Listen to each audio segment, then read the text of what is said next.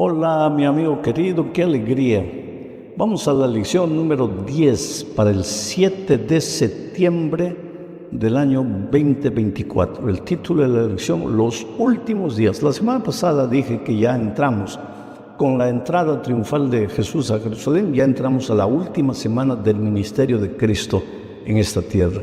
Al final ya de esta semana el Señor será crucificado. El sábado descansará en la tumba y el domingo resucitará victoriosamente. El propósito de esta lección es mostrar que lo que Jesús enseñó acerca de la destrucción del templo de Jerusalén y las señales que habrán antes de la venida de Cristo. El capítulo 13 de Marcos, que es el que vamos a estudiar, es paralelo con Mateo 24 y con Lucas 21, donde también se habla de las señales de la destrucción del templo y de la segunda venida de Cristo. Vamos a empezar con el primer subtítulo de la lección, 2 pequeñas monedas como ofrenda. Ya dije que Jesús, con su entrada triunfal, con la limpieza del templo de los mercaderes, derrotando a los líderes judíos en las controversias, haciéndolos pensar, hablándoles de la eternidad de su ley, el Señor Jesucristo estaba demostrando su autoridad. Ahora lo vemos nuevamente en el templo, pero en el templo observando la actitud de los adoradores. Tú sabes que el Señor Jesucristo, cuando tú vas a la iglesia, tú no lo ves lógico, pero Él, en la persona de su Espíritu Santo, está moviéndose ahí entre los bancos. A veces tú ni te das cuenta de que Él está sentado a tu lado, observando tu actitud. Al Señor Jesucristo le gusta encontrar gente con el corazón sincero que va a la iglesia a adorar, va a la iglesia a aprender, va a la iglesia a alabar el nombre de Dios y va a la iglesia a depender del poder de Dios, porque, queridos, no somos nada, dependemos del Señor Jesucristo para todo. Entonces Jesús había entrado al templo y estaba observando a los adoradores. Ahí llegó el momento de las ofrendas y las personas comenzaron a dar sus ofrendas. Leo lo que dice Marcos 12, 41 al 44. Todavía no entramos al 13, de aquí a poco entramos al 13. Dice así el texto. Estando Jesús sentado delante del arca de la ofrenda, miraba cómo el pueblo echaba dinero en el arca. Y muchos ricos echaban mucho. Y vino una viuda pobre y echó 2 blancas, o sea, un cuadrante. Entonces, llamando a sus discípulos, les dijo: de cierto os digo que esta viuda pobre echó más que todos los que han echado en el arca, porque todos han echado de lo que les sobra, pero esta de su pobreza echó todo lo que tenía, todo su sustento.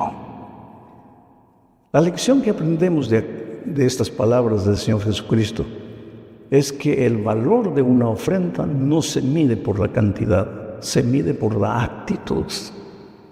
Ellos dieron de su abundancia, pero lo que sobraba de su abundancia. Ella dio de su pobreza, pero no le quedó nada. Ahora, esto no quiere decir que tú tienes que dar todo lo que tienes de ofrenda a Dios, no. Él te da sabiduría para saber equilibrarlo. La lección que Él quiere enseñarnos es hasta qué punto el Señor Jesús es tu prioridad. Hasta qué punto las cosas divinas son tu prioridad. ¿Eres fiel en devolverle a Dios lo que es de Dios? ¿Eres generoso cuando llevas tus ofrendas para algún proyecto especial? El Señor está atento a tu actitud. Vuelvo a repetir, en esta ocasión el Señor estaba observando todo, mirando todo. Ahora, tú puedes decir: pastor, pero el problema es que yo no confío en los seres humanos. Yo encuentro en mi vida eso. Muchas veces gente que me dice: pastor, yo no confío en la administración, yo no confío en los líderes. Yo te digo una cosa. Los líderes de la iglesia, en los tiempos en que el Señor Jesús dijo estas cosas, eran líderes maravillosos, santos. ¿Vieron? No, Caifás, Anás, líderes corruptos, líderes mentirosos, líderes falsos, hipócritas, criticones. Y la mujer dio todo lo que podía dar. Y Jesús la incentivó. El Señor Jesús en un momento dijo, porque has visto que se malversan fondos, ya tú no debes ser fiel a Dios. No, en ningún momento. Esta es una lección que tenemos que aprender y aplicar en nuestra experiencia. La segunda parte de este estudio nos lleva ya a la profecía de la destrucción del templo y el fin del mundo. El templo era una construcción extraordinaria, majestuosa. Flavio Josefo dice que cada columna, y habían 162 pilares en la construcción del templo de la ciudad.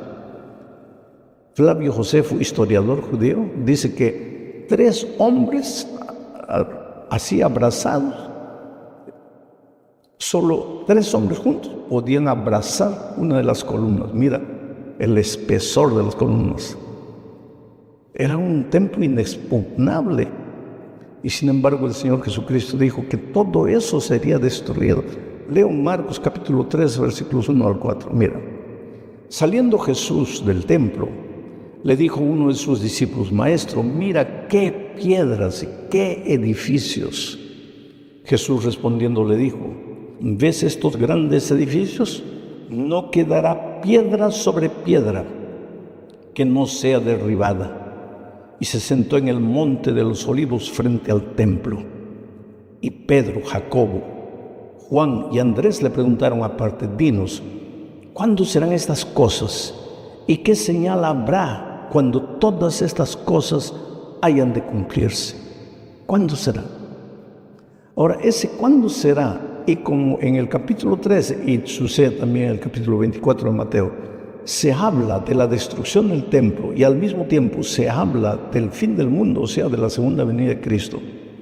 A veces no se sabe cuándo una señal se aplica a la destrucción del templo literal y cuándo se aplica a la segunda venida de Cristo. Y esto crea a veces un poco de confusión. Pero delante de esta pregunta de cuándo será la destrucción del templo, Jesús no se detiene a hablar de detalles periféricos, sino que Él habla de las pruebas que vendrán a los discípulos. Y Él no se concentra en las señales, sino en las dificultades que sus discípulos enfrentarán. Y sabes, querido, cuando hablamos de la segunda venida de Cristo, en lugar de estar preocupados en descubrir la fecha, la hora en que Jesús va a venir, deberíamos estar preocupados en buscar al Señor Jesucristo todos los días, para que frente a la persecución, a las dificultades que vengan, nuestra fe no disminuya. Porque te digo una cosa, estar preocupado en descubrir cuándo Jesús va a volver no te ayuda a crecer espiritualmente. Tú dirás, sí me ayuda. No, lo que te despierta es miedo, y cualquier tipo de preparación para el encuentro con Cristo por miedo no es preparación auténtica. La preparación para el encuentro con Cristo no tiene que nacer del miedo, tiene que nacer del amor por Cristo, de la esperanza de encontrarte con Él. Por eso el Señor Jesucristo no se detuvo mucho a hablar de señales. Él se concentra en las dificultades que su pueblo enfrentará y en cómo ellos deben prepararse para enfrentar las dificultades que vienen. Mira lo que les dijo en el versículo 9. Pero mirad por vosotros mismos, porque os entregarán a los concilios y en las sinagogas os azotarán, y delante de gobernadores y de reyes os llevarán por causa de mí, para testimonio de ellos. Él les habla de las dificultades que vienen. ¿Y cuál sería la única manera de enfrentar esas dificultades? Buscando al Señor Jesucristo todos los días a través de la oración, a través de la palabra de Dios y participando de la misión de evangelizar al mundo. Voy a la tercera parte, la abominación asoladora. No hay que confundir la abominación asoladora con la gran tribulación. La abominación asoladora se refiere a los días antes de la destrucción del templo, porque en el año 70, cuando Jesús dijo esto, estábamos en el año 30 y pocos, pero en el año 70 los romanos invadirían Jerusalén y destruirían y quemarían el templo, y el pueblo judío sería perseguido por aquí y por allá. Entonces Jesús está refiriéndose aquí, al hablar de la abominación asoladora, a los días previos a la destrucción del templo, a la invasión del general Tito para destruir Jerusalén. Y mira lo que dice Marcos 13, 14 al 18. Pero cuando veáis la abominación desoladora de que habló el profeta Daniel, puesta donde no debe estar, el que lee entienda, entonces los que estén en Judea huyan a los montes. El que esté en la azotea no descienda a la casa ni entre para tomar algo de su casa. Y el que esté en el campo no vuelva atrás a tomar su capa. Mas ay de las que estén en cinta y de las que críen en aquellos días. Orad pues que vuestra huida no sea en invierno. Oh querido, el Señor Jesucristo en el contexto aquí se está diciendo que la abominación asoladora. ¿Por qué abominación? Porque entran al templo, destruyen el templo, echan por tierra las cosas divinas. Ahora Daniel proféticamente en su libro habla de los días previos a la venida del Señor Jesucristo y dice que esta abominación desoladora surgirá pocos días antes de la venida de Cristo. ¿De qué manera? Será un poder religioso que echará por tierra las enseñanzas divinas. Entonces, cuando tú encuentres cualquier persona a acercarse a ti para decirte, esta parte de la Biblia ya no vale, porque esta parte de la Biblia ya acabó, porque la ley del Señor ya no existe. Si las personas no te muestran en la palabra de Dios lo que está escrito, puedes creer que de alguna forma también es la tribulación asoladora que vendrá sobre el pueblo de Dios. Especialmente en nuestros días, la mayoría de los cristianos creen sin estudiar la Biblia, creen sin fijar los ojos en la palabra de Dios. ¿Por qué crees en lo que crees? Aquí la importancia de abrir la Biblia, de analizar a Dios, porque en los últimos tiempos aparecerá el anticristo. ¿Y qué es el anticristo? El anticristo es lo que se opone a Cristo. Si Cristo enseña una cosa, el anticristo va a enseñar cosas diferentes a las que Cristo enseña. Entonces, para descubrir quién es el anticristo o la destrucción asoladora, tú tendrías que primero saber lo que Cristo enseña. Y entonces cuando ves que alguien enseña lo contrario a lo que la Biblia enseña, ya has descubierto quién es, a quién se refiere el Señor Jesucristo aquí. Vamos a la cuarta parte del estudio, la gran tribulación. Ahora aquí en la gran tribulación se refiere específicamente a los días antes de la venida de Cristo. Marcos 13, 14 dice lo siguiente, porque Marcos 13, 19 dice, porque aquellos días serán de tribulación cual nunca ha habido desde el principio de la creación de Dios, que Dios creó hasta este tiempo, ni la habrán. Oh querido, ser fiel a las enseñanzas de Dios no es fácil. Y la profecía de Apocalipsis especialmente nos enseña que en los últimos días el pueblo de Dios será perseguido por causa de su conciencia, será perseguido por su fidelidad a las enseñanzas de la palabra de Dios. ¿Y por quién será perseguido?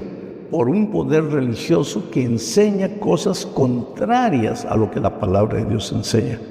Es por eso que surge aquí la necesidad de volver los ojos a Dios, de volver los ojos a la palabra de Dios, de estudiar y de aprender. Entonces, Marcos 13, 26 al 29, ya nos habla del esplendor de la segunda venida de Cristo. Dice, entonces verán al Hijo del Hombre que vendrá con las nubes, con gran poder y gloria. Y entonces enviará a sus ángeles y juntará a sus escogidos de los cuatro vientos, desde el extremo de la tierra hasta el extremo del cielo. De la higuera aprended la parábola. Cuando ya su rama está tierna y brotan las hojas, sabéis que el verano está cerca. Así también vosotros, cuando veáis que suceden estas cosas, conoced que está cerca a las puertas.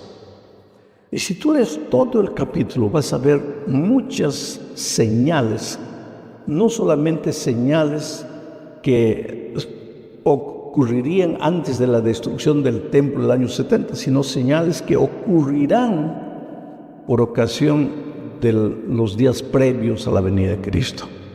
En Mateo 24 está detallado eso. Y querido, si tú observas todas esas señales ya se han cumplido. El aumento de la violencia, el fallecimiento de la fe, porque mucha gente ya no tiene fe. Cuando el Hijo del Hombre venga, ¿encontrará fe en la tierra? El desamor entre los seres humanos. Aparecerán falsos cristos. Habrán fenómenos físicos. El sol se oscurecerá, las estrellas caerán, la luna se pondrá como sangre. Todo esto mostrándonos que el Señor Jesús está viniendo. La gente no creerá más en la palabra de Dios, o tomará la palabra de Dios y hará todo lo contrario a lo que la palabra de Dios diga. Cuando veáis estas cosas, dice el Señor Jesucristo, aprended de la higuera, porque cuando sus ramas se reverdecen, quiere decir que ya viene el verano. Así también vosotros, cuando veáis estas cosas, sabed que el Señor Jesús está viniendo. Oh, mi amigo, cuando tú contemplas el mundo, no solamente el mundo agnóstico, ateo, existencialista, sino el mundo cristiano, tú te vas a dar cuenta que la venida de Jesús ya no es un evento que digamos así está en el futuro. No. La venida de Cristo está más cerca de nosotros de lo que muchos imaginamos. Jesús viene, es una de las promesas más contundentes de la palabra de Dios. El Señor Jesucristo fue a prepararnos un lugar en el cielo y vendrá. ¿Y sabes por qué vendrá? Porque este mundo no puede continuar, porque Jesús te ama, porque Jesús no quiere que tú peregrines en el desierto de esta vida, enterrando a tu padre, a tu madre, a tus hijos, sufriendo injusticia social, a veces sin empleo, agredido por la enfermedad, por la muerte. Dios no te creó para eso. Dios te creó para vida eterna, para felicidad. Pero entonces, ¿por qué sufrimos? Porque entró el pecado y arruinó el mundo. Pero Jesús viene para ponerle un punto final a la historia del pecado. Viene para llevarte con Él. Es por eso que todos los días hay que buscar al Señor Jesucristo. Y es por eso que cuando tú estudias las lecciones, no tienes que estar tan preocupado en encontrar detalles, inclusive detalles de la profecía. Tú busca al Señor Jesús, prepara tu corazón en comunión con el Señor Jesucristo. Permite que su carácter se refleje en tu vida. Y entonces vive en paz y duerme en paz, sabiendo que la bendita esperanza de la vuelta de Cristo es una cosa segura y va a suceder mucho antes de lo que tú imaginas. Cuando yo era niño, yo pensaba que Jesús iba a volver en mis días porque la bomba atómica acababa de explosionar y todos pensaban que ya era el fin del mundo. Cuando entré al ministerio yo pensaba que nunca me iba a jubilar porque Cristo vendría en mis días. Estoy hace 17 años jubilado y Cristo no vino. Pero yo sigo creyendo que Jesús va a volver y sigo predicando con convicción de que Jesús va a volver. En el capítulo 13 de San Marcos, Jesús habla pues de la destrucción del templo para la gente de aquellos tiempos y de la venida de Cristo para nosotros hoy día. Un abrazo, prepárate, querido. Dios te bendiga.